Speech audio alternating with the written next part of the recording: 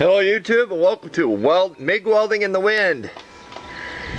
This had a gap, so I put two beads. I'd welded one bead and welded another one to the tank because this is the bottom. I'm glad it is. But I got some porosity, as they call it. I was losing my gas. I got a tarp that I'm pulling down. Got a tarp I was pulling down in front of my door, and I had a few gusts of wind, and I think that's what caused it. But I found these stones at a pawn shop, like $1 a piece. I need to go back there.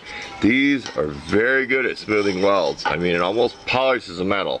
Then I finished it off with a 120 flapper disc in a 4.5 inch grinder. So hopefully the top will be better, because that's the weld you're going to see. Okay, I give a shout out to Rusty Glove Box and MBYR31 Matt. They both said it ought to fit like a glove. That is the seam. That is the cut right there. See it? That is the cut of the tank. Now when I measured this, I'll explain it again. I measured 6 inches from here to here, wrapping my flexible dressmaker's tape around her, so I had 12 inches. That's just a reference line, okay? Now when I figured out this cut, if you remembered my pictures, we had the square and the little triangle, that was to put the ruler up there at 10 3/4, 10, you know, from one side to the other, and 5 1/8 in the middle, and figure out the arc of this, how far I would cut back. That was the second line I made, okay?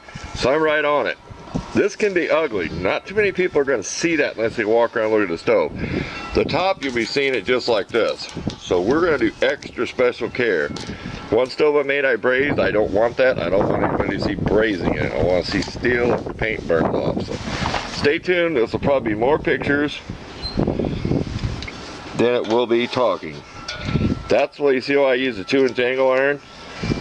We may take the line in here on the top. It's welding. We might snap a picture.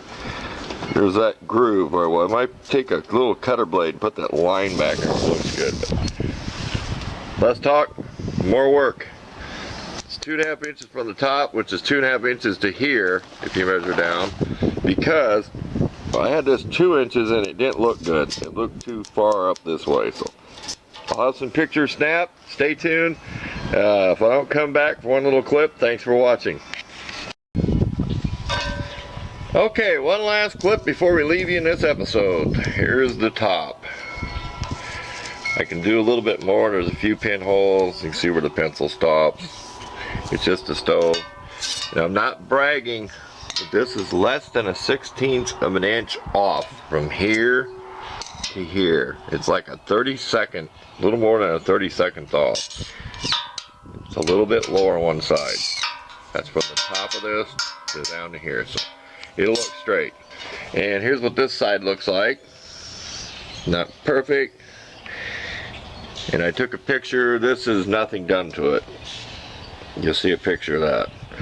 I had to stop because you lose where you're at.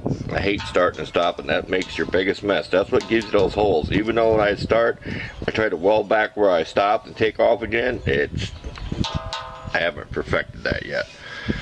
Okay. I think I mentioned before. That's why you use this white of angle iron, because you want this to stay out from the stove. So I did all this measuring on a template of paper before I built this stove. So I had like a round circle of paper up on the desk, 16 inches diameter. So that's how you do all that figuring before you start making it. Draw it on paper first. But there you go. That's it for today's episode. Thanks for watching.